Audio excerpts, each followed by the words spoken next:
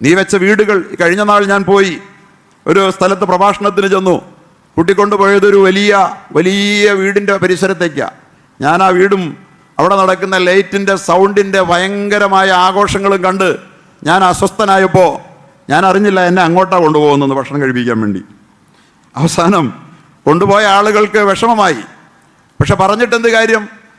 അരങ്ങേറുന്നത് ഇതാണ് ലോകത്തെമ്പാടും. പൈസ ഒരൽപ്പം കയ്യിൽ കിട്ടിയാൽ ഞാൻ ഒരുപാട് കഷ്ടപ്പെട്ട് പൈസ ഉണ്ടാക്കി, ഞാൻ ഒരുപാട് പണിയെടുത്താണ് പൈസ ഉണ്ടാക്കിയത്, എന്നിട്ടാണ് ഞാൻ ഇങ്ങനെയൊക്കെ ചെയ്യണേ, ഈ പൈസ എങ്ങനെ ചെയ്യണമെന്നൊന്നും ഇനി ഒരുത്തനും പറയണ്ട. എന്തൊരഹങ്കാരമാണ്! വീടിനും അതുപോലെ തന്നെ സുഖസൗകര്യാദികൾക്കും വേണ്ടി പൊടിക്കുന്ന പണം ഈ സമുദായം പൊടിക്കുന്നത് പോലെ പൊടിക്കുന്ന ആരെങ്കിലും ഉണ്ടോ? പണിയെടുക്കണം പണിയെടുക്കണം എന്ന് അല്ലാഹു പറയുന്നുണ്ട്. പക്ഷേ പണിയെടുക്കേണ്ടിടത്തല്ല. ഞാൻ പണിയെടുക്കുന്നത് മുഴുവൻ എനിക്കും എൻ്റെ മക്കൾക്കും എൻ്റെ സ്വന്തക്കാർക്കും മാത്രം തിന്നാനാ. അതോടൊപ്പം എൻ്റെ പൊങ്ങച്ചം ആളുകൾ കാണാനാ. എന്തിനാ ഇത്രയും വലിയ വീട് വയ്ക്കണേ? എന്നിട്ട് അടച്ചു പൂട്ടിയിട്ട് പോവുക ഗൾഫിലേക്ക്. ഉണ്ടെങ്കിൽ തന്നെ രണ്ടാൾ താമസിക്കാനില്ലാത്തടത്ത് 5000-10,000 സ്ക്വയർ ഫീറ്റിന്റെ വീട് വയ്ക്കുന്ന ആർക്കാ? അള്ളാഹ് പറയുകയാണ്, അവൻ പറയുന്നു, ഞാൻ പണം വല്ലാതെ അധ്വാനിച്ചുണ്ടാക്കി ചെലവഴിച്ചിട്ടാ ഞാൻ ഇവിടം വരെ എത്തിയതെന്ന്. അയഹ്സബു അല്ലം യറഹു അഹദ്. ഇതും ആരും കാണുന്നില്ലെന്ന് നീ കരുതിയോ? നേരത്തെ ചോദിച്ചതുപോലെ ഇതിൻ്റെയൊക്കെ മുകളിൽ കൺട്രോൾ ചെയ്യുന്ന ആരുമില്ലെന്ന് കരുതിയോ?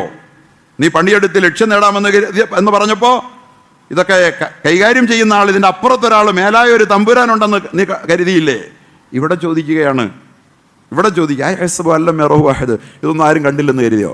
വലിയ കൊമ്പൻ വീട് വെച്ചവർ, കൊലകൊമ്പൻ കല്യാണങ്ങൾ നടത്തിയവർ, ഇന്നലകളിൽ അങ്ങനെ നടത്തിയവരോട് പോയി ചോദിക്കണം നിങ്ങൾ, അവരൊക്കെ പിന്നീട് എന്തായി എന്ന്.